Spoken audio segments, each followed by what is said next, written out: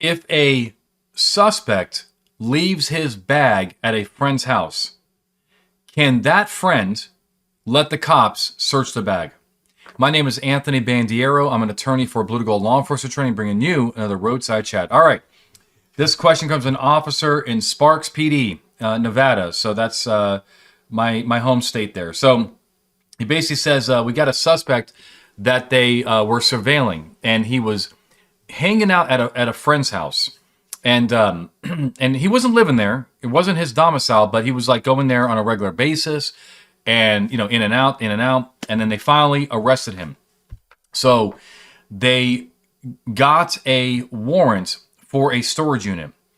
They hit the storage unit and boom, they found a bunch of stolen property, and they found clothing that he was wearing during the burglary. But however, not all the clothing, right? I'm not sure what's missing, right? Maybe his the pants or something are missing, and maybe the shoes.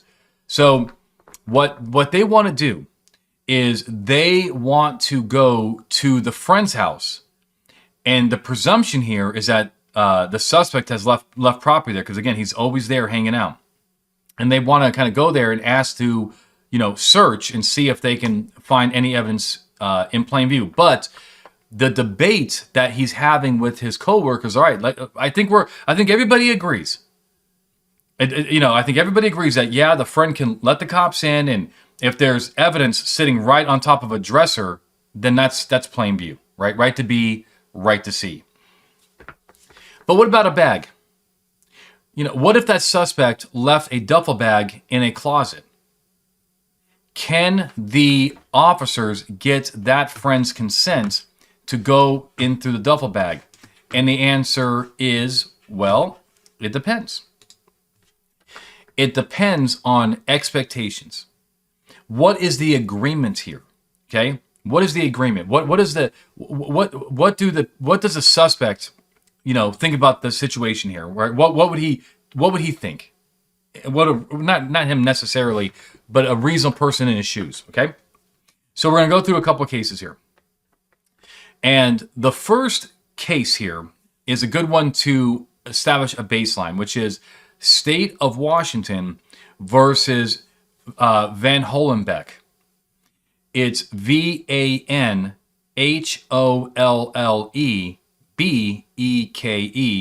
Washington, 2017, and that is a Washington Supreme Court case.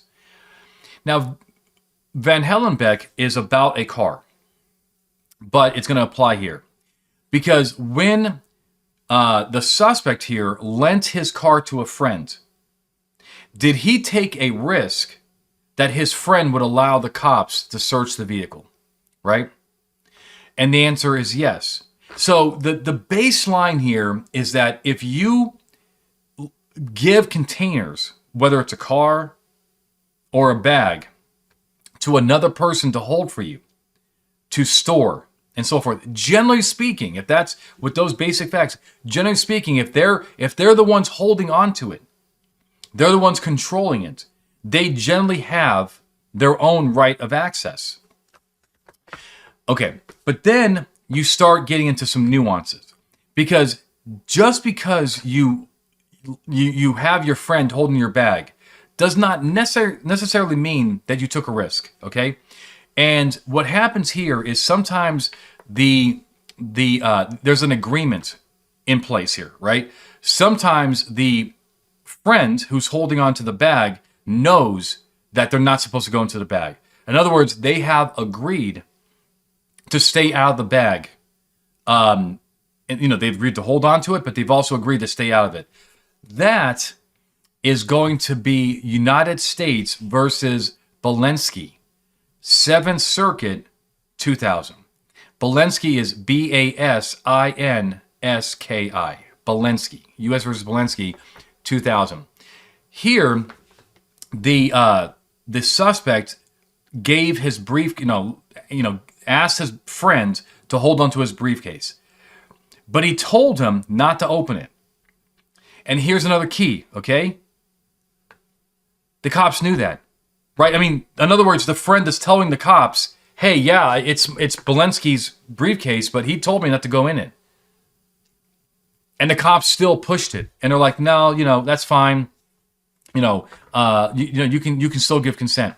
That is actually not okay. Because what you're doing there is you're encouraging and you're telling a person to break their promise. And I guess the point is this. Remember I said it's all about expectations? If the suspect in the Sparks case just left his his duffel bag in a closet, whatever, is he really expecting that his friend will never go into it? Maybe he needs to borrow it to go to the gym or something like that.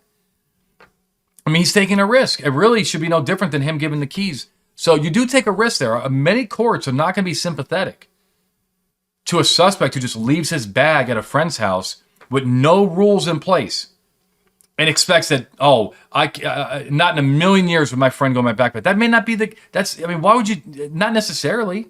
I mean, you're leaving it there. It's his house. Again, maybe he wants to use it or something like that. I mean, maybe it doesn't sound common to you, but that's just kind of like the mentality, right? But what happens though is that there are these like telltale signs that they have a disagreement, and the mother says, "Well, I know this is his laptop, but he didn't give me the password." Well, we shouldn't be guessing the password. Or they say things like, again, like stay out of it, or I can just kind of go on and on. So. It's rare, though, okay? It's rare. But this is not the same thing as when people say, well, I don't think I have the authority to go in it. You hear that all the time with people driving cars, right? They'll say, oh, it's my friend's car. Okay, that's cool. Can I search it?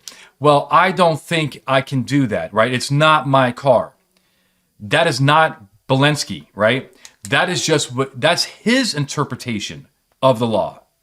And cops frequently will tell that person, hey, actually, you do have the authority. Hey, you're driving it, man. You're driving it. And the cops will say something like, hey, since you're in dominion and control of the car, you actually can give me consent to search. Oh, I can? Yeah, you can. It's actually it's not a problem. You have the keys. You're driving it. He gave it to you. He let you borrow it. Oh, okay. You can search, right? And they find evidence in the trunk. But again, it's all about expectations. So here, if you're, it's probably not a bad idea to, seek consent, because the point is like, if you don't ask for consent, you're not going to get any of the evidence, okay? Because with these facts, you probably don't even have enough to get a search warrant for the friend's house. So you lose nothing. You lose nothing by at least trying to get into that house. You can only gain. Right? So you can gain because he'll let you in and he'll let you look around and you see some stuff in plain view. He'll also maybe talk and say, yeah, I know about what he did and so forth. But then when it comes to these containers, just do an investigation, right? Ask the person what the conditions are, or just listen to what they say. And if they appear to have common authority over it because of joint access, control, they are in control of it, right? And joint ownership, they don't necessarily own it, but that's a form of common authority. But kind of look at it through that lens, and based on that, would that suspect have taken a risk with those conditions, right? Because he didn't tell the friend to not look into it. He didn't put a lock on it. It doesn't have a password, and it's not in a room that he rents, right? Do the investigation. I hope this really helped. It's a great question, great scenario. So my friends at Sparks PD, keep up the good work. And with that, if you like what we're doing around here, it doesn't cost you much. Just like, subscribe, share with your friends. If you can do that, please. If not, no problem. And until next time, my friends, you stay safe and keep making good case law.